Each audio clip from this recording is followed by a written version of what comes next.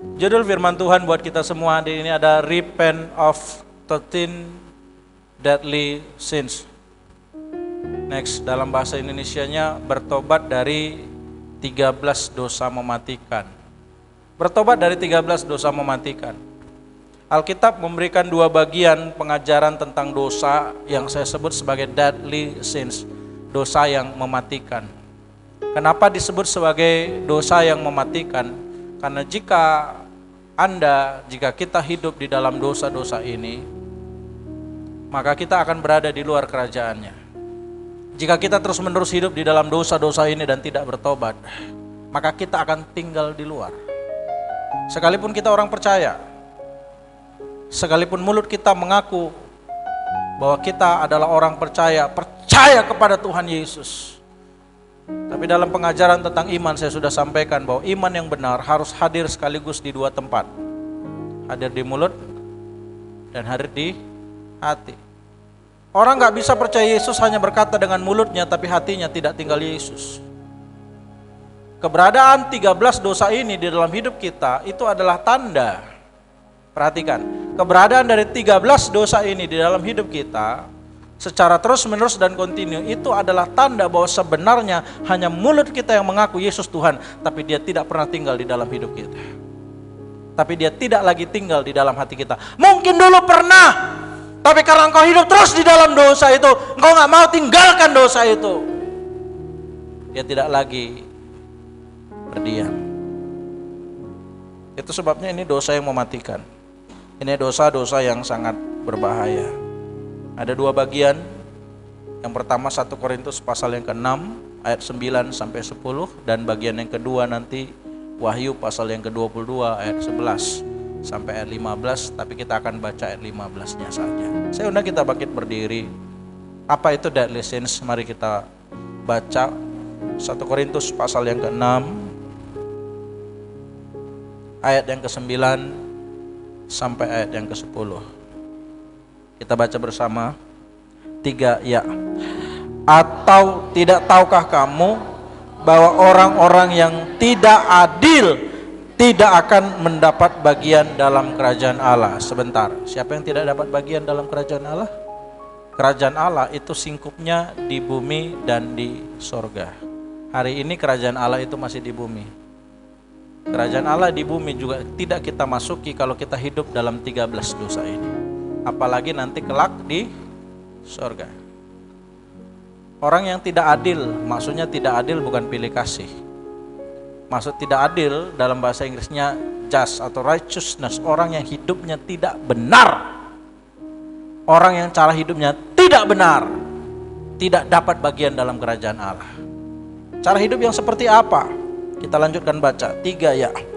Janganlah sesat, orang cabul, penyembah berhala, orang berzina, banci, orang pemburit, pencuri, orang kikir, pemabuk, pemfitnah, dan penipu tidak akan mendapat bagian dalam kerajaan Allah. Sekali lagi, tidak akan mendapat bagian dalam kerajaan Allah. Jadi ini dosa-dosa yang sangat berbahaya. Makanya saya sebut deadly sins, dosa-dosa yang mematikan. Wahyu 22 ayat 15. Oke, kita baca ya. 3 ya. Tetapi anjing-anjing dan tukang-tukang sihir, orang-orang sundal, orang-orang pembunuh, penyembah-penyembah berhala, dan setiap orang yang mencintai dusta dan yang melakukannya tinggal di luar. Di mana? Di luar. Terima kasih, silakan duduk. Ada yang sama di 1 Korintus pasal 6, 9, 10 dengan Wahyu 22. Saya gabung semua 13. Tinggal di luar. Kalau kita baca Wahyu pasal yang ke-21, ada langit dan bumi yang baru. Syarat masuk ke dalamnya di ayat sebelumnya pasal 20 ayat terakhir dikatakan nama itu harus tercatat dalam buku kehidupan. Tapi di pasal yang ke-22 itu bicara tentang Yerusalem baru. Yerusalem baru itu satu kota kudus, nanti kelak di langit yang baru dan bumi yang baru yang kita sebut sebagai sorga. Nah, semua orang Kristen akan masuk Yerusalem baru. Masuk surga, iya, orang percaya yang hidupnya benar. Ada orang-orang tertentu yang akan masuk kota kudus, kota sentralnya, yang namanya Yerusalem baru. Mungkin kalau di Indonesia ibu kota seperti Jakarta. Dan orang-orang yang masuk Yerusalem baru bukan saja tercatat dalam buku kehidupan, tapi dia tercatat dalam buku kehidupan anak domba. Tapi khusus untuk tercatat dalam buku kehidupan anak domba, engkau tidak hanya bisa percaya kepada Kristus, tidak boleh hanya percaya Kristus, tapi juga harus bertobat dan meninggalkan dosa-dosa yang disebutkan tadi dalam Wahyu pasal 22 ayat 15. Anjing-anjing, nanti saya terangkan. Tentu saja anjing yang dimaksud bukan binatang. Tukang-tukang sihir, penyembah-penyembah berhala, orang-orang sundal, pembunuh, dan pendusta akan tinggal di luar.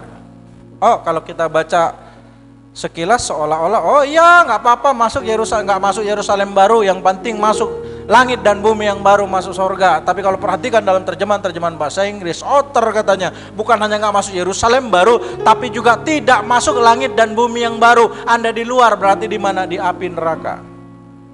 M3 sesi 1 itu pengajaran sederhana untuk orang yang baru kenal Tuhan, belum kenal Tuhan. Percaya Yesus diselamatkan. Tapi dalam kedewasaan kita mesti mengerti bahwa percaya Yesus tidak bisa hanya di mulut. Percaya Yesus harus juga di hati. Kita tidak diselamatkan karena kita berbuat baik. Tapi tanda Yesus ada di hati kita, kita bertobat. Kita meninggalkan dosa. Katakan amin. Dan justru waktu dosa-dosa ini mengakar, tinggal, bahkan berbuah-buah matang di dalam hidup kita, itu ciri, itu tanda bahwa sebenarnya Yesus tidak hadir. Perasaan kita aja Yesus ada di hidup kita. Mungkin kau bertahun-tahun jadi orang Kristen, merasa masih punya hubungan dengan Kristus, tapi sesungguhnya sudah sangat tipis. Jangan sampai dosa itu matang dan dia melahirkan maut. Maka kita sebut sebagai deadly sins, dosa-dosa yang mematikan. Saya sudah kelompokkan dosa-dosa ini. Dalam kelompok yang pertama ada orang-orang yang cabul dengan orang-orang yang sundal. Nanti saya jelaskan apa cabul, apa sundal. Yang kedua, para pejinah, mereka yang melakukan perjinahan. Yang ketiga, banci. Nanti banci ini saya akan gabung dengan yang keempat, pemburit. Itu bahasa di 1 Korintus pasal 6 dan di Wahyu disebut sebagai anjing-anjing. Itu mengacu kepada praktek yang sama. Dan ini saya sebut sebagai dosa-dosa seksual. Next. Jadi hari ini saya akan fokus kepada gelombang kedua ini, saya akan fokus kepada dosa-dosa seksual. Jadi enggak 13-nya. Nanti 13-nya 3 jam aku khotbah. Ya enggak 13-nya, bilang jangan takut enggak sampai 13 dibilang pendeta itu nanti bilang. Ya kan? Nah, hanya 3 kok, hanya 3, tapi 1,5 jam nanti ini. Dosa berikutnya yang kelima, penyembahan berhala. Dari sini muncul istilah idol. Ada Indonesian idol, idola, punya idola yang lain selain Tuhan. Lalu ada yang keenam, tukang sihir. Dalam bahasa aslinya farmakos. Kita kenal ada istilah farmasi dari kata farmakos. Tapi obat sekarang bukan sihir. Dulu ada orang yang katanya pintar ngobati gitu, padahal mempraktekkan sihir, makanya namanya farmakos. Tukang sihir. Ini masuk kategori dosa jinah rohani. Ini nanti menu gelombang 3. Ya, jadi gelombang 3 lebih singkat nanti, 2 aja. Berikutnya nanti next. Minggu depan minggu 3 ya, bukan saya ya. Minggu keempat nanti ada pencuri, kikir, tamak. Nanti kenapa ada kikir dan tamak nanti saya jelaskan. Kemudian ada pemeras, perampok, dan orang rakus. Ini masuk ke dalam dosa cinta uang. Hati-hati loh. Saya sudah sampaikan kemarin cara memandang harta dan uang, bahwa Mamon menjadi satu-satunya yang disanding dengan Allah di dalam Alkitab. Tidak ada dewa lain yang disanding dengan Allah selain Mamon. Engkau tidak bisa mengabdi kepada Allah dan kepada Mamon. Bahkan Allah tidak disanding dengan iblis atau setan. Tapi Allah memberikan dua pilihan, Allah atau Mamon. Maka cinta uang berbahaya. Bilang ke sebelahnya, nanti minggu keempat itu. Minggu keempat itu. Dan berikutnya ada pemabuk. Yang ke-10, ke-11 pemfitnah. Dan yang ke-12 pendusta. Bohong ini sesuatu yang biasa, tapi rupanya mematikan. Nanti kita dengar. Ini dosa-dosa yang berkaitan dengan mulut. Dan yang ke-13 adalah dosa pembunuhan yang nanti saya hubungkan juga dengan dendam. Tidak mengampuni. Dari 1 Yohanes, orang yang dendam sama dengan pembunuh. Ini adalah dosa pikiran. Dan kelompok 1, 2, 3, berapa kelompok ini? 1, 2, 3, 4. 5 kelompok ini adalah kelompok-kelompok dosa yang mematikan. Jangan sampai kita hidup. Mungkin kita sepele, bohong biasa. Tapi orang yang suka bohong, sesungguhnya Yesus nggak benar-benar hidup di dalam hidupnya. Jangan anggap dosa ini biasa. Engkau harus anggap ini sesuatu serius yang harus diperangi, yang harus dilawan, yang harus kita berjuang keluar darinya. Katakan amin. Saya bahas dosa seksual yang pertama, cabul atau sundal. Istilah orang cabul maupun orang sundal dalam bahasa Yunaninya di Wahyu maupun di 1 Korintus 6 sama. Pakai kata pornos, pelakunya pornos. Tindakannya, kata kerjanya namanya pornia. Dari sini muncul istilah porno dan pornografi. Cabul biasanya dari sisi teknis bahasa lebih sering diperuntukkan untuk laki-laki. Ada istilah laki-laki cabul. Jarang ada disebut perempuan cabul. Gitu, jarang, lebih sering laki-laki cabul. Tapi sundal lebih sering ke perempuan. Hampir nggak pernah kita dengar laki-laki sundal. Iya kan? Kalaupun ada perempuan sundal atau wanita sundal, cewek sundal. Tapi pada dasarnya cabul dengan sundal sama, hanya pemberlakuannya satu ke laki-laki, satu ke perempuan. Baik percabulan maupun persundalan umumnya dipakaikan atau dikenakan kepada pelanggaran seksual orang-orang yang belum menikah. Oh, jadi ini terkhusus untuk anak-anak muda kami, untuk Angel, untuk Duma, untuk Rani, untuk Shelly, untuk Helvin, untuk Septi, untuk John, untuk Mona, dan seterusnya. Saya nggak sebut satu-satu semua. Untuk yang belum menikah atau yang sudah menikah tapi sudah bercerai, sehingga dia single, janda atau duda, atau ditinggal mati. Tapi pun pelajarannya tidak menutup kemungkinan pelajaran bagi kita yang sudah berkeluarga. Jadi dengar baik-baik. Dosa cabul dan sundal yang pertama adalah seks pranikah. Dan aktivitas menjurus seperti ciuman dan pelukan. Itu cabul. Bilang ke sebelahnya, ciuman itu cabul, bilang. Jadi kalau engkau pacaran, engkau cium-ciuman, engkau peluk-pelukan, engkau berbuat cabul, bertobat. Apalagi sampai melakukan hubungan seks sebelum nikah. Dunia sudah ditaklukkan oleh raja yang hebat dan bijaksana, kuat. Tapi bahkan raja kuat, hebat dan bijaksana itu banyak di antara mereka yang ditaklukkan oleh wanita yang genit. Elok parasnya, genit, mungil. Kalau kita sebut sekarang bening katanya. Tahapan yang bening. Karena suka transparan mungkin ya.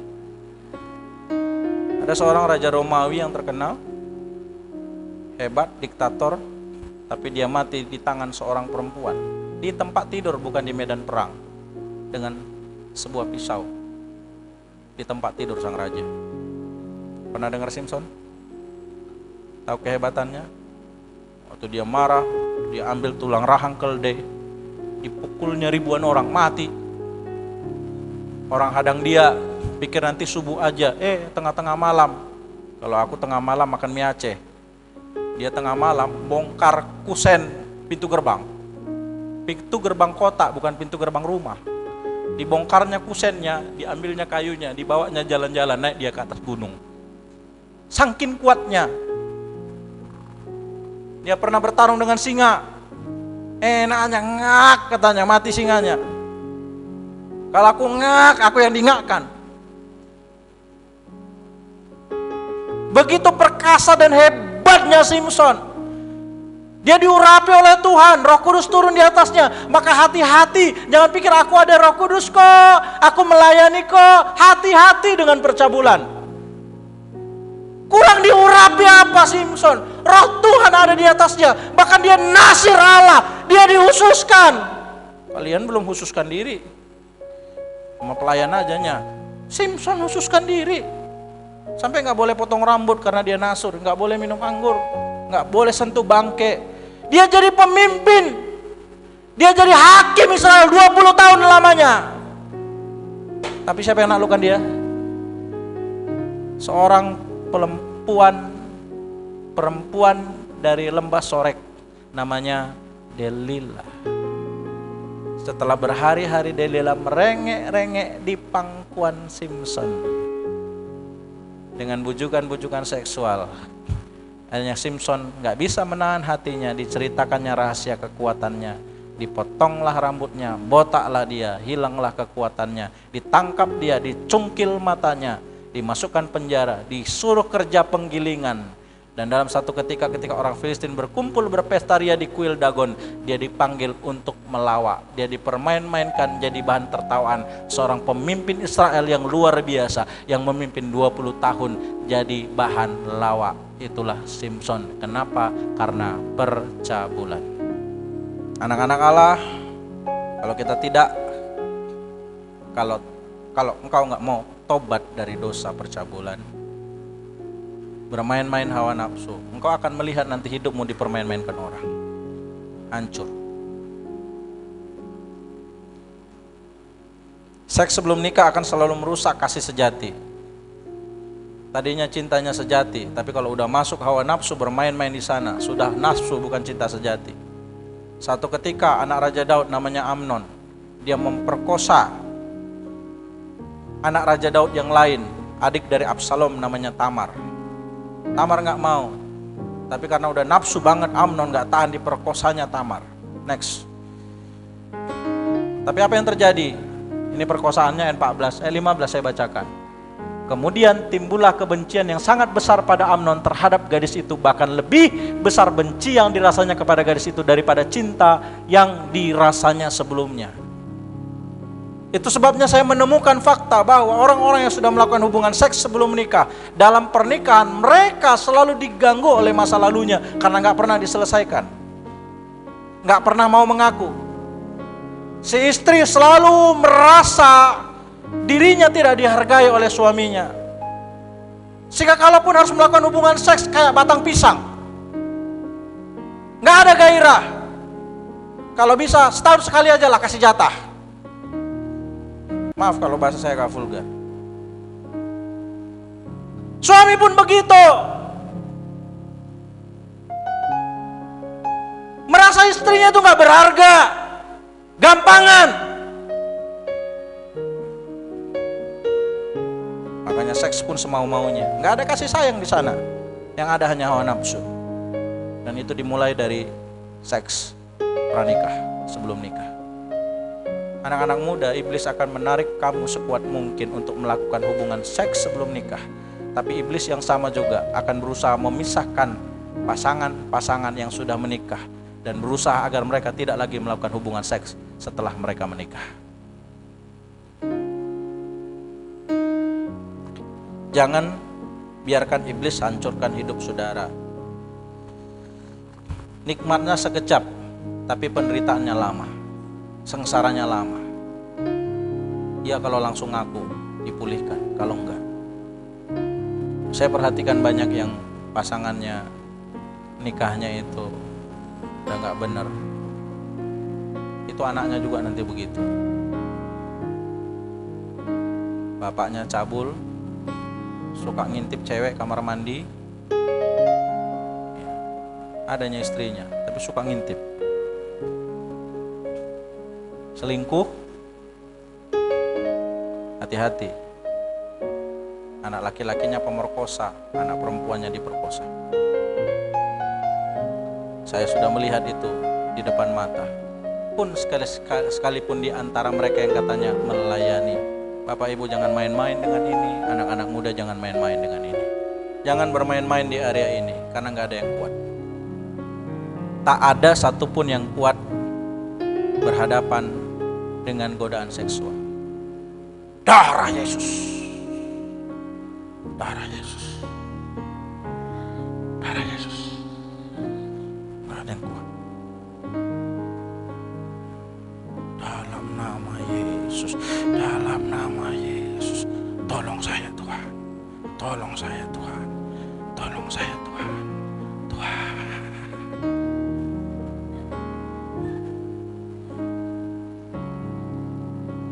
Gak bisa ngatasinya dengan jalan di tempat. Gak bisa tutup mata. Tapi di situ terus. Pakai bajumu. Pakai bajumu. Gak bisa. Yang harus dilakukan seperti yang Yusuf lakukan. Apa yang Yusuf lakukan? Waktu istri Potifar tangkap dia. Sini Cuk. Cuk, ganteng kali kau Cuk. Boboklah sama tante Cuk. Udah gak tahan tante Cuk. Gak taunya ommu lagi pergi dia. Udah kusuruh semua pergi. Ayo bobok sama tante Cuk. Apa yang dilakukan Yusuf? Iya tante mari katanya gitu. Apa yang dilakukan Yusuf? Apa yang dilakukan Yusuf? Lari. Cuma karena jubah zaman itu gak pakai kancing. Waktu Yusuf lari, ini ketarik, lepas jubahnya. Itu jadi senjata istri Potifar untuk memfitnah Yusuf. Makasih Yusuf, silakan duduk. Tapi percayalah bahwa Yusuf tidak akan jadi pemimpin yang besar, orang yang luar biasa, kalau waktu itu dia tidak menang dari perkara itu. Jadi sebelum hidupmu hancur, sebelum rancangan Tuhan atasmu berantakan, hati-hati. Hari ini dengar peringatan firman Tuhan. Yang sudah waktunya berhubungan, silakan. Ya, udah tamat kuliah, boleh jaga kekudusan. Amin. Ya. Pegang tangan dulu kan. Memang pertama, Yesus jamah senap hidupku. Habis Yesus jamah, saya jamah. Berbahaya, gak ada yang kuat. Jangan main-main. Anak muda bilang kawannya, jangan main-main kawannya. Pacaran jangan berdua-berdua, sekalipun di tempat terang. Karena kalau lampunya dimatiin jadi tempat gelap juga itu. Jangan main-main. Matius Winda, jangan main-main. Iya kan. Ya, Chris John sama Mona, jangan main-main. Siapa lagi? Kakak Duma jauh, tapi kalau lagi jumpa pun Kak, jangan main-main Kak. Ya, jauh, tapi kalau lagi jumpa jangan main-main. Siapa lagi mau disebut? Sebutkan aja. Kau udah bisa Sel? Sally, jangan main-main. Siapa lagi?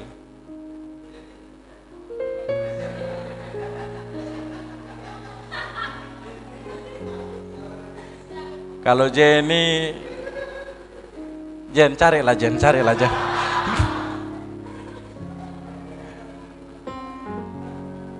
Mana Jenny? Oh, kenapa di belakang Jen? Di depan lah Jen. Kalau nampak Jenny ada inspirasi baru biasanya. Kalau Jenny agak jauh, agak kurang inspirasinya Jen. Dosa yang kedua dari percabulan adalah apa yang disebut sebagai pelacuran atau prostitusi. Baik dalam bentuk melacurkan diri, menjual diri, ataupun mencari pelacur untuk melakukan hubungan seks. Mari perhatikan apa yang diperingatkan oleh Amsal pasal yang ke-7. Ayo buka Alkitabnya. Saya nggak bikin di PowerPoint itu, panjang ayatnya soalnya. Amsal 7, mulai ayat 7. Kulihat di antara yang tak berpengalaman. Jadi anak-anak muda jangan merasa berpengalaman. Engkau nggak punya pengalaman, ya kan? Ada yang punya pengalaman. Kalau aku udah berpengalaman, kalian kan belum kan? Ya. Jadi jangan merasa punya pengalaman, jangan merasa banyak tahu, jangan merasa kebal, jangan merasa kuat. Kulihat di antara yang tak berpengalaman, kudapati di antara anak-anak muda seorang teruna, seorang anak muda yang tidak berakal budi, nggak pakai otak, pakai nafsu, yang menyeberang dekat sudut jalan, lalu melangkah menuju rumah perempuan semacam itu. Makanya Pak, Bapak-bapak, kalau malam lewat pasar gas agak digas apanya? Motornya. Tahu kan? Pasar 8 gas. Dan beberapa titik di daerah ini kalau lewat digas Pak. Jangan Bapak turunkan jadi 10 km. Bahaya. Tuh, di Simpang Selayang depan rumah 2 Batranu itu banyak. Saya pulang pelayanan M3 itu yang segini-segini ya, yang siap memangsa itu udah ada di sepanjang jalan. Aku nggak pernah sengaja berhenti lalu melihat mereka, enggak ya, aku kencangin mobil dari situ. Iya ya, kita harus jaga hati. Amin, amin ya. Anak-anak muda nggak usah penasaran kayak mana rupanya orang itu ya. Ku injili lah, jangan diinjili. Nggak usah dulu diinjili, kuat dulu, teguh dulu. Kalaupun penginjilan, kalau bapak-bapak bawa istri Pak, ya nanti bapak yang diinjili mereka. Ya nanti bapak yang diinjili mereka. Ya, ya. Kalau anak muda beberapa orang, dan jangan laki-laki semua. Kalau laki-laki semua sama aja. Iya, nanti ya maksud 3 orang menginjili, diinjili juga jadinya. Iya, diinjili versi mereka lah. Ayat 9, pada waktu senja, pada petang hari, di malam yang gelap. Makanya Pak, malam-malam gak usah keluyuran Pak. Bobo aja di rumah sama istri. Amin. Amin. Bapak-bapak bilang amin, gak ada bapak-bapak di sini. Bapak-bapak kecuali kerja. Ya kan, atau mau makan mie, oke lah, sebentar ya, jangan lama-lama. Malam-malam gak usah keluyuran. Cari angin lah. Nanti yang datang bukan angin, lain yang datang nanti. Ya angin ribut nanti yang datang. Gak usah cari angin malam-malam, di rumah aja. Ayat 10, maka datanglah menyongsong dia seorang perempuan berpakaian sundal dengan hati licik, cerewet, dan lihat perempuan ini. Perempuan-perempuan ini pandai bicara. Kalau ngomong dia menyenangkan hati. Kenapa? Udah ada susu di mulutnya, udah ada jimat di mulutnya. Ngomong sama istri kan bosan, stres, dilawan-lawan terus, ya kan? Nah, jadi stres, malas ngomong sama istri. Jadinya ngomong sama perempuan seperti ini. Mereka pandai ngomong. Ya, banyak ceritanya, bikin bapak senang, tapi hati-hati. Kakinya tak dapat tenang di rumah. Sebentar ia di jalan dan sebentar di lapangan. Dekat setiap tikungan ia menghadang. Setia kan? Setiap tikungan ada. Ayat 13, selalu dipegangnyalah orang teruna itu, orang muda itu. Diciumnya.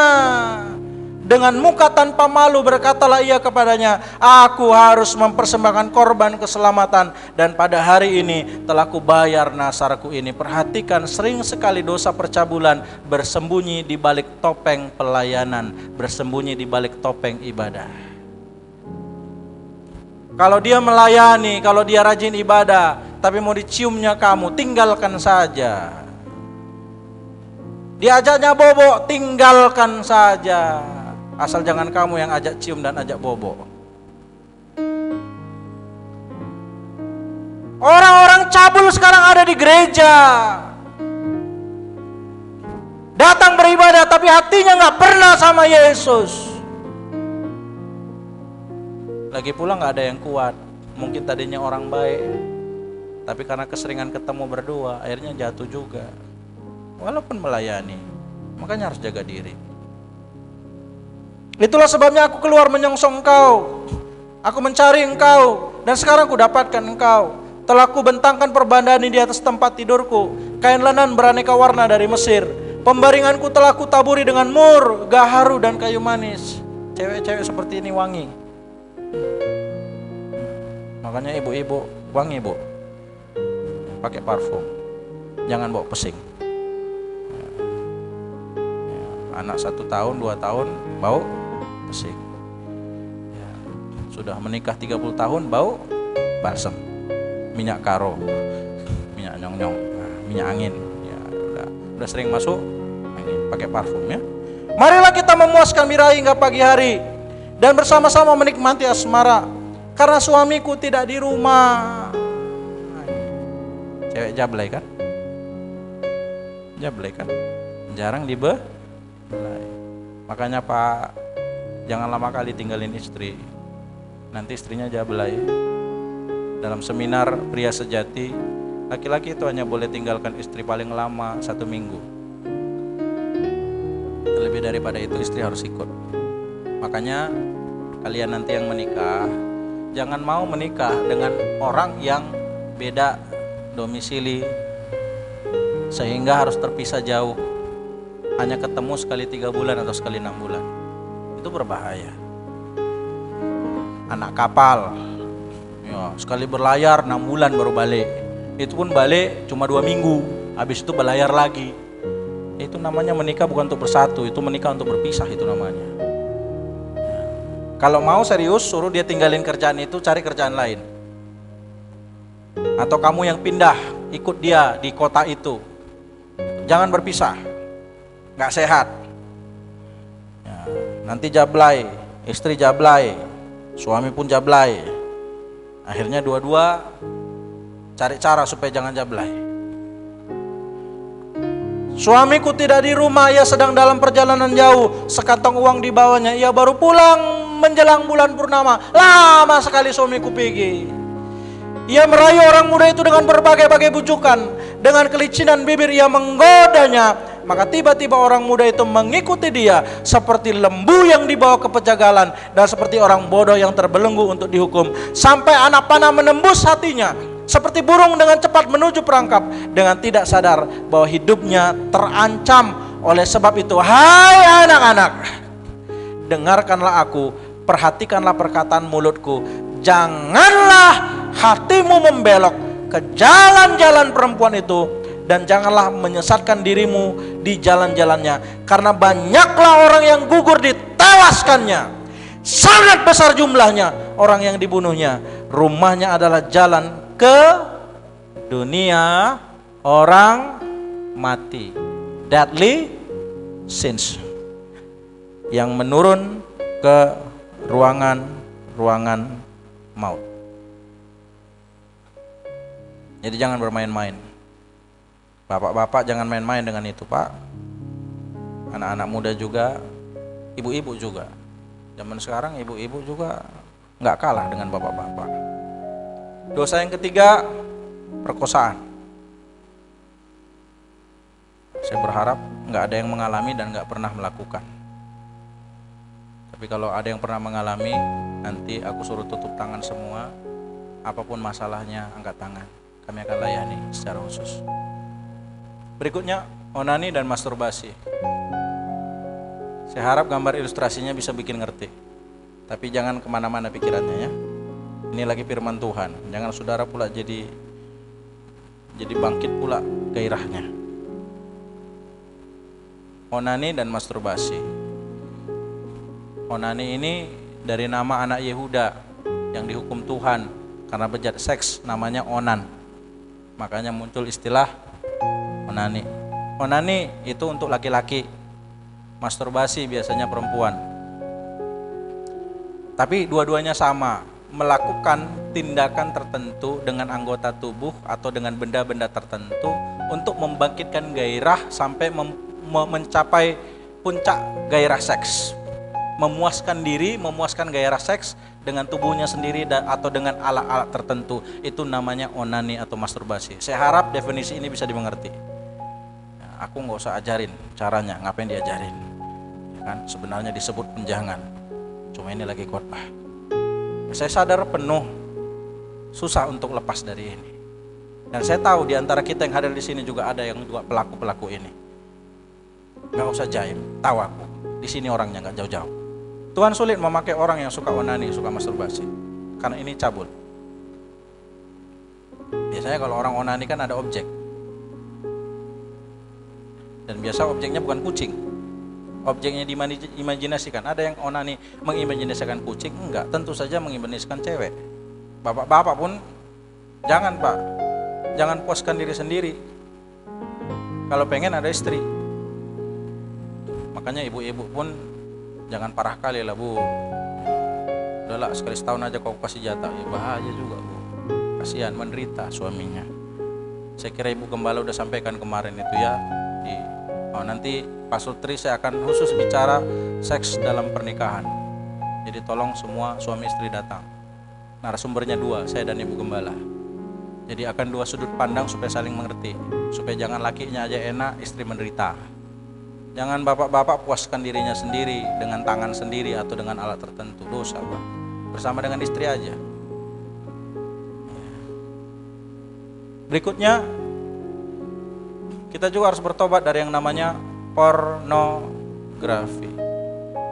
Segala bentuk, banyak. Kalau dulu VCD porno, sekarang udah jarang VCD. Ya kan? Semua ada di YouTube. Semua ada di internet. Kalau pakai Android, ya, karena saya sering nanganin orang begini, dengar-dengar katanya pakai aplikasi VPN katanya. Saya sih nggak ada aplikasi itu dan nggak pernah mau coba. Kalau kamu punya aplikasi itu uninstall. Iya. Berhenti dari pornografi. Berhenti nonton film-film porno. Yang berkeluarga nggak boleh nonton film porno. Jangan pikir kalau berkeluarga boleh nonton film porno. Nggak boleh, Pak. Cabul itu. Pertama, mengimajinasikan perempuan lain bukan istri. Itu cabul. Itu zina dalam pikiran. Yang kedua, kalau kita nonton berarti kita mendukung produksi film porno. Nggak ada cewek mau dibegituin. Tapi sering sekali mereka diperdaya. Dan kasihanilah mereka yang diperdaya itu. Kelihatannya aja di film itu dia senang. Sebenarnya dia menangis. Jadi jangan mendukung produksi dengan menonton. Orang bikin konten di YouTube. Cara kita dukung gimana? Subscribe, like, tonton, iklan jangan dilewatin, kan begitu. Nah, kalau kita nonton film porno, kita berarti mendukung produksi.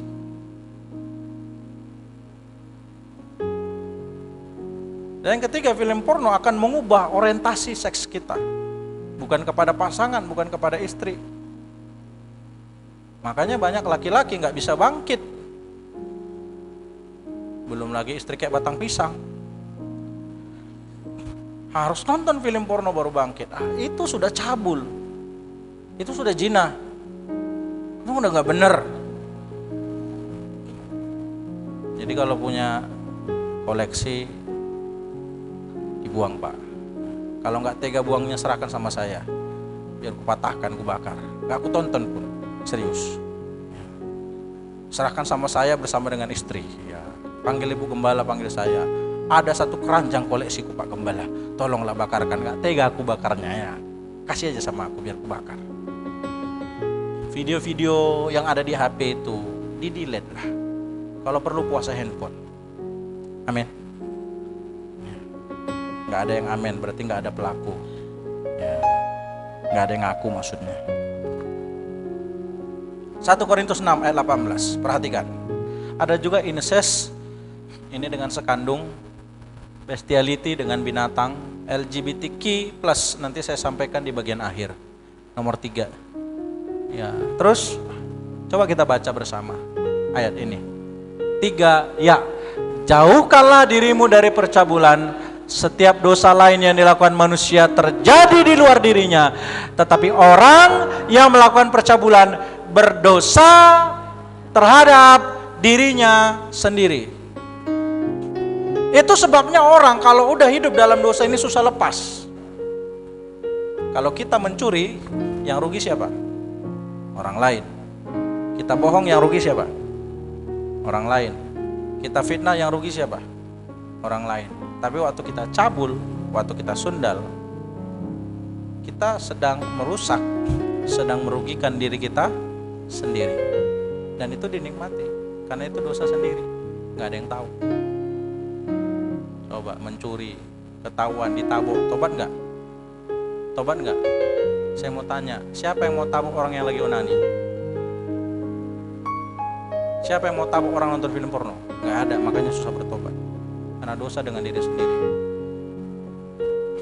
Makanya untuk dosa cabul dan zina itu harus ada langkah ekstrim untuk tinggalin. Kalau enggak susah. Ini dosa seksual mesti ekstrim. Kalau enggak bisa lepas. Dimulai dari ngaku. Lanjut. Dosa yang kedua zina. Tadi cabul, sundal. Yang kedua zina. Pelakunya namanya Mikos. Kata kerjanya Mikau. Kalau tadi sundal dan cabul itu pelanggaran seksual yang lebih diterapkan kepada orang yang belum menikah, maka zina itu adalah pelanggaran seksual pada orang-orang yang sudah menikah. Yang pertama apa? Selingkuh. Baik selingkuh fisik maupun selingkuh dalam imajinasi, selingkuh dalam pikiran. Dan biasanya suami atau istri yang jatuh dalam perselingkuhan itu dimulai dari bermain-main di area rawan. Mulai lirik-lirik status mantan di Facebook. Pak Ritonga punya Facebook? Punya. Pak Sinaga punya Facebook? Enggak punya. Pak Sinaga paling bahagia. Jauh dari pornografi. Handphonenya handphone lempar anjing mati. Pak Alawa punya Facebook? Punya.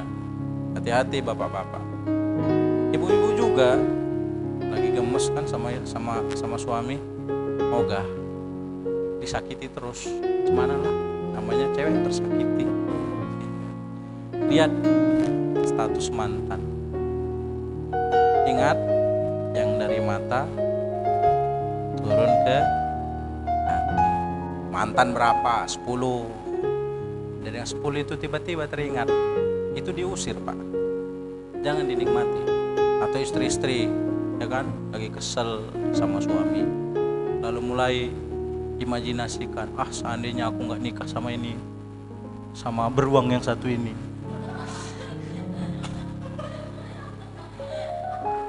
Seandainya aku nggak nikah sama babon ini, taunya makan aja. Seandainya dulu sama dia aku nikah, pasti hidupku bahagia. Bu, jangan nikmati yang seperti itu. Itu zina. Walaupun di dalam pikiran, nyesel aku sama dia. Aku cantik, dia jelek, entah kenapa aku mau dulu sama dia. Bu, sekesal-kesalnya sama suami jangan dinikmati. Suami pun gitu, ya kan, lagi sinting karena istri. Entah diapain istri lah, ya kan, ngomong dilawan-lawan terus. Sinting nggak Pak? Sinting kan, wah, lagi sinting. Pak, jaga pikiran kalau lagi sinting. Gimana orang sinting jaga pikiran ya? Gitu. Jaga pikiran. Jangan buka pintu. Jangan buka peluang. Jangan beri kesempatan. Bahaya loh. Ingat, Adam dan Hawa jatuh karena apa? Adam Hawa jatuh karena apa?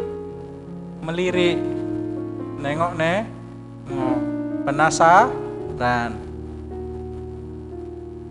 Di gereja ini banyak cewek cantik Pak, jangan dilirik. Ditengok aja, nggak usah dilirik-lirik ya. Ini cewek cantik, cewek cantik, cewek cantik. Mesti ku bilang semua, kalau nggak sakit hati nanti orang ini. Cewek cantik, cewek cantik, cewek cantik.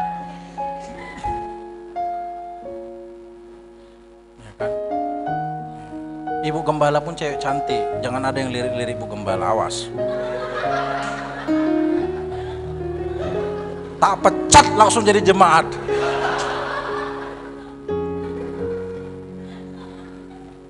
Ini kejadian loh. Lirik-lirik bapak gembala jatuh. Ini pun jangan dilirik-lirik. Tengok aja waktu khotbah, habis itu nggak usah kalian tengok-tengok, sambil duduk. Penting kali pak gembala. Hati-hati loh. Kita semua harus jaga hati. Dan kalau suka lirik, matanya mata keranjang, bertobat. Next. Zina berikutnya apa? Poligami. Ada 2 jenis. Poligini, poliandri. Poligini itu banyak suami. Iya, banyak istri. Poliandri banyak suami. Ini pun zina. Saya harap di sini nggak ada. Lanjut, cerai lalu nikah lagi. Ini pun zina. Nah, orang-orang yang hidup seperti ini, kecuali dalam kasus tertentu ya. Dalam kasus tertentu ada catatan tertentu di dalam Alkitab, ya, dengan misalnya non Kristen tadinya, gitu ya, ada kasus tertentu, ya. Tapi pada umumnya. Ya, seperti saya sering sampaikan, perceraian itu dilarang di dalam Alkitab. Jadi kalau sudah cerai, nikah lagi, wah itu bahaya, harus bertobat. Next. Berikutnya, dosa seksual yang ketiga adalah apa? Banci pemurid anjing. Banci itu bahasa Yunaninya malakos. Sebenarnya agak kurang tepat ya. Sebenarnya yang ditekankan bukan kemayunya. Ya. Ada laki-laki cuma karena hormon perempuannya agak tinggi di tubuhnya, agak kemayu orangnya. Kalau jalan gini kan, bang, gitu ya.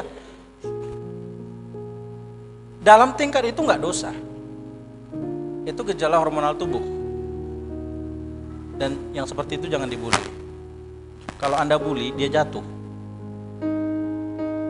Malakos itu adalah orang yang bersedia melakukan hubungan homoseksual. Makanya saya samakan, ada banci, ada pemburit.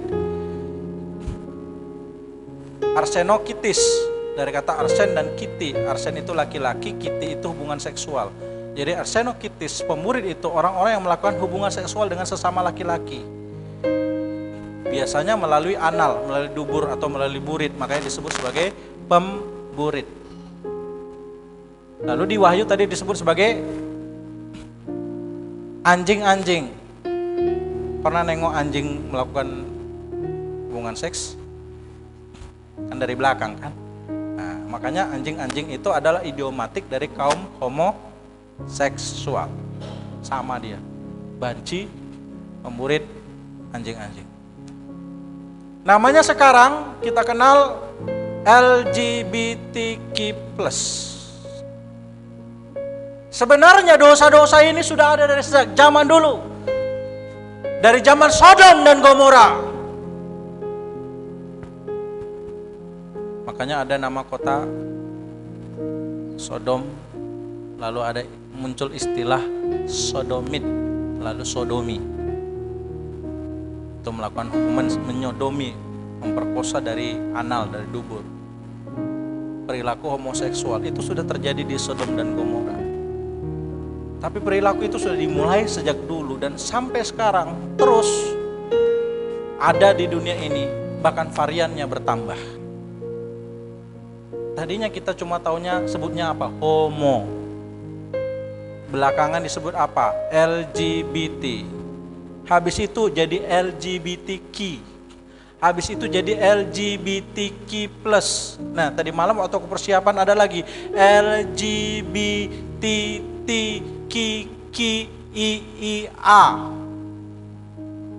Coba apa itu? Cari sendiri nanti. Variannya makin banyak. Tapi anehnya dunia ini kok semakin simpati dengan yang enggak-enggak. Kalau di zaman Roma dulu ada kaisar-kaisar Roma yang melakukan ini. Pernah dengar Kaisar Nero? Orang sering bikin nama anjingnya Nero. Kaisar Nero ini ya dia berhubungan dengan perempuan, tapi juga dia berhubungan dengan apa? Dengan laki-laki. Oke, LGBT saya jelaskan dulu. L itu lesbian. Oke. G atau G itu gay, itu laki-laki yang homo, itu gay. Lalu B, bisexual. Jadi ke laki-laki oke, ke perempuan juga oke. Itu bisexual. Lalu transgender, T. Jadi orang yang operasi ganti kelamin. Lalu Q itu queer atau questioning. Jadi orang-orang queer, questioning itu orientasi seksualnya dipertanyakan. Mereka menganggap seks itu cair. Jadi sukaku mengalir seperti air. Ya, aku bisa jadi gay, aku bisa jadi lesbian, aku bisa normal, aku bisa biseksual, mau transgender, mau sama kuda, sekali ini mau sama cewek, besok-besok sama cowok. Ya bisa berubah-ubah, tergantung mood dan suasana hati. Itu orang queer questioning. Orientasi seksnya nggak jelas. Dan orang-orang seperti itu ada di dunia ini. Kaisar Nero, dia pernah mengadakan satu pesta meriah, pesta pernikahan, dan dia menikahi seorang boy, seorang anak laki-laki. Dan tidak lama dia kemudian di pernikahannya dengan boy ini, dia jadi up-nya, boynya jadi bottom-nya. Dia jadi suaminya, boynya jadi istri. Ngerti bottom up ya? Atas bawah. Tapi nggak lama mereka trisam, bermain 3 dengan satu lagi laki-laki, mantan budak namanya Pitagoras. Pernah dengar Pitagoras? Ada rumus Pitagoras? Pitagoras jadi suaminya Nero, Nero jadi istrinya. Pitagoras jadi up, Nero jadi bottom. Bermain 3, gila. Awalnya begini, biasanya orang-orang begini itu ada luka di masa lalu, ada kesalahan, ada salah pikir. Dia kan agak beringas, ada istrinya lagi hamil, ditendangnya, mati. Akhirnya nyesal dia. Karena nyesal dia, dicarinya lah perempuan yang mirip dengan istrinya ini. Dicarinya, ketemu justru seorang anak laki-laki namanya Sporus yang mirip. Itu nikah dia dengan Sporus. Tapi sekaligus juga dia nikah dengan Pitagoras. Bermain 3 laki-laki sekaligus. Ada lagi satu kaisar, Elagabalus. Dia pernah berkata bahwa dia akan membayar mahal orang-orang yang bisa memberikannya, mengoperasikannya sehingga dia punya kelamin perempuan. Seorang kaisar laki-laki tapi ingin punya alat seks perempuan dengan operasi sayatan. Dia menjanjikan hadiah besar. Seorang transgender, laki-laki tapi ingin jadi perempuan. Bahkan disyaratkannya semua pelayan-pelayannya, harus ukurannya jumbo-jumbo. Ukuran itunya. Tapi anehnya dunia ini semakin mentolerir yang seperti itu. LGBT yang gak normal, aneh, diakomodir. Mereka kan juga manusia, mengatasnamakan HAM. Katanya ya kita nggak boleh picik, kita harus berpikiran terbuka. Lalu dengan alasan pikiran terbuka, lalu menerima cara hidup kaum LGBTQ++ itu orang-orang yang nggak masuk ke 5 tadi, tapi masih ada jenisnya. Dia ada two spirit, merasa bahwa di dalam dirinya itu ada spirit laki-laki dan ada spirit perempuan. Dan ada banyak jenis lainnya. Makanya ada pakai plus. Dunia ini semakin simpati dengan yang enggak. Tapi justru semakin risih dengan cara pandang orang Kristen. Orang Kristen dianggap konservatif, terlalu kuno dan berpikiran picik. Tapi seharusnya mereka yang mengatakan kami berpikiran terbuka, harusnya orang yang berpikiran terbuka bisa menerima semua orang. Termasuk orang Kristen yang katanya picik. Tapi justru LGBT yang sakit diterima, tapi orang Kristen yang katanya picik nggak diterima.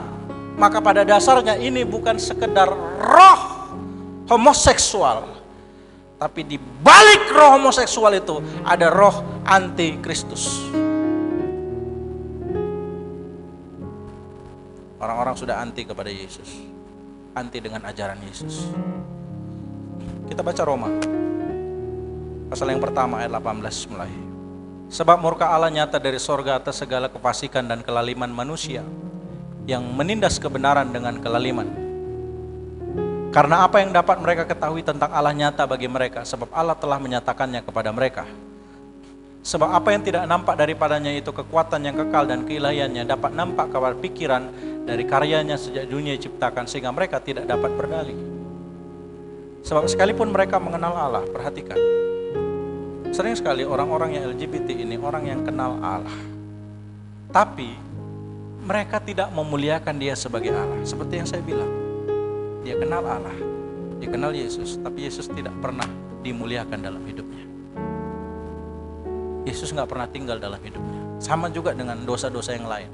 Jangan menganggap dosa homoseksual jauh lebih berat dari dosa yang lain. Sama juga dengan dosa pendusta. Engkau mengenal Yesus, tapi engkau gak pernah memuliakan Yesus di dalam hidupmu. Akhirnya jadi pendusta, jadi pemfitnah. Nanti next kita dengar yang lain. Sebaliknya pikiran mereka menjadi sia-sia, dan hati mereka yang bodoh menjadi gelap. Berapa banyak orang yang jatuh dalam pikiran yang gelap? Kadang-kadang kaum LGBT itu lupa dengan masa kecilnya. Mereka berkata begini, ini kan pemberian dari Tuhan, given by God. Kami gak mau gini ya, tapi kalau Tuhan kasih begini kami terima. Ingatlah Alkitab berkata, laki-laki dan perempuan diciptakannya mereka, di sana gak ada kata banci. Tapi karena konflik di masa kecil, terluka sama bapak, terluka sama mama, atau sering melamun memikirkan yang enggak. Aku ini siapa ya? Kok kayaknya aku lebih suka boneka. Jangan-jangan aku perempuan pada laki-laki. Mulai berpikir yang sia-sia. Cari-cari jati diri, tapi jatuh ke dalam pikiran yang gelap. Marah dia sama bapaknya, anak perempuan marah sama bapaknya, akhirnya dia benci sama laki-laki, jadi lesbi. Anak laki-laki benci sama ibunya, akhirnya dia benci sama semua perempuan, jadi gay. Ada yang pernah mengalami pelecehan seksual, tapi luka itu dipendam terus, akhirnya jatuh dalam pikiran yang sia-sia. Dia dendam dan akhirnya jadi LGBT. Mungkin tidak ada di antara kita yang begini, tapi mungkin di sekitar kita ada begini, supaya kita tahu treatmentnya. Ya, next. Dihakimi jangan, diterima jangan, tapi dosanya harus kita benci. Enggak kak, ayat tadi.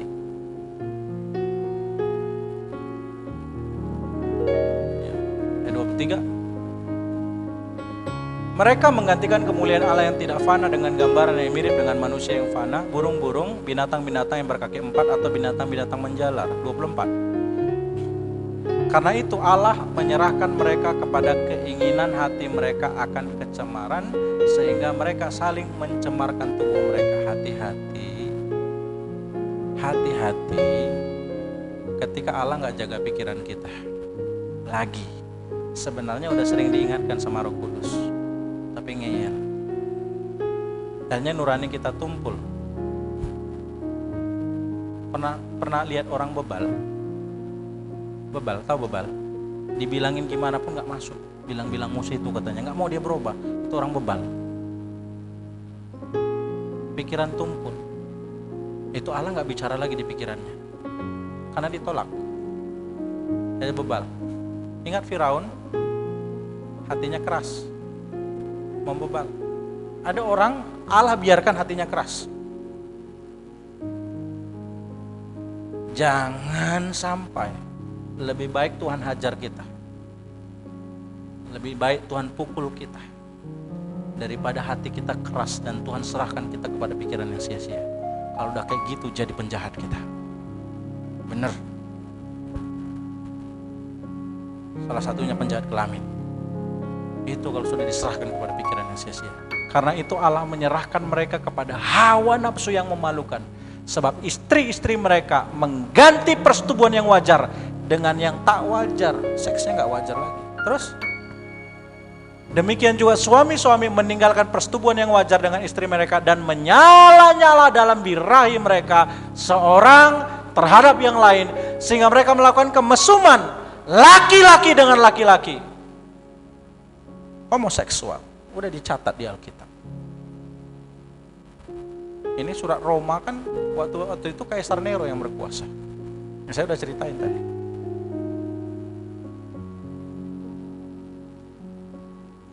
Penelitian mengatakan begini, 43% homoseksual itu punya 500 partner seks selama hidupnya. Tidak kurang dari 500 partner seks, 43% kaum homoseksual. Hanya 1% di antara mereka yang partner seksnya itu hanya 4, bukan 1, berapa? 4. Bahkan kalau dia up-nya, kalau dia suaminya, gay yang dia laki-lakinya, nah itu bahkan setahun bisa 6 partner seks. Maka sebenarnya saya pikir ini bukan soal orientasi seksual lagi. Toh yang normal pun cuma 1 kan? Ya kan? Monogami kan? Monogami kan? Ya. Tapi mereka yang katanya given diberikan oleh Allah, berapa partnernya? 500. Setidaknya berapa? 4. Maka ini bukan soal orientasi seks, tapi ini memang degradasi moral, ini kebobrokan moral, ini pemberontakan terhadap Allah, ini roh antikristus. Menyala-nyala, dinyalakan oleh birahi, lama-lama dinyalakan oleh api neraka, kata Alkitab. Lihatlah sekeliling kita kalau ada orang-orang kaum seperti ini, atau mungkin ada di antara saudara yang merasa aku punya potensi seperti itu. Jangan sembunyi. Jangan sembunyi. Ada langkah-langkah yang harus dilakukan. Langkah bertobat, yang pertama buka hati. Saya menemukan jemaat ini masih terlalu jaim. Susah ngaku dosa. Saya tahu ada beberapa orang bermasalah, tapi disuruh angkat tangan, gak mau angkat tangan. Sulit saudara dipulihkan kalau gak mau ngaku dosa. Buka hati. Terbuka. Yang kedua, baharui hati. Segala dosa termasuk percabulan, kata Markus pasal 7:27, itu berasal dari hati. Maka hatinya dulu yang harus diberesin. Ingat apa luka masa lalu yang menyebabkan itu. Kenapa kok jadi suka nonton film porno? Oh dulu karena sering disakiti. Akhirnya pelarian nonton film porno. Kenapa kok saya jadi suka pacar-pacaran? Oh karena lihat bapak mama itu gak beres hubungan. Akhirnya suka gonta-ganti pacar. Kenapa suka begini, suka begitu, suka begitu? Itu pasti ada kenangan masa lalu yang gak beres. Itu harus dibereskan. Hati harus disembuhkan. Makanya kenapa kok saya ngotot ikut CG. Kalau disuruh sini altar call malu-malu. Iya kan? Suruh ngaku angkat tangan aja gak mau. Gimana mau dilayani? hati kita harus disembuhkan dulu. Yang ketiga, bangun hubungan dengan Tuhan. Yang satu-satunya cara keluar dari dosa seks adalah tetap bersekutu dengan Tuhan. Kalau kita nggak sekutu dengan Tuhan, jatuh kita. Makanya anak-anak muda terus bersekutu dengan Tuhan. Jangan malas-malas saat teduh. Kalau udah gampang berkelahi, gampang sakit hati, itu pasti gak beres hubungan dengan Tuhan. Saat teduh, tapi ngantuk. Suaranya gak jelas lagi.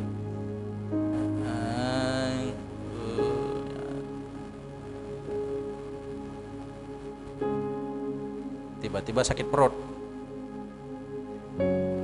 boker, balik habis saat teduhnya selesai. Ada aja dibikin setan supaya kita gak berdoa. Bayar harga. Yang keempat harus mau bayar harga. Ganti komunitas. Kalau LGBT harus pindah dia. Kalau di situ terus tumpang tangan, tumpang kaki pun kumat lagi. Harus ganti komunitas.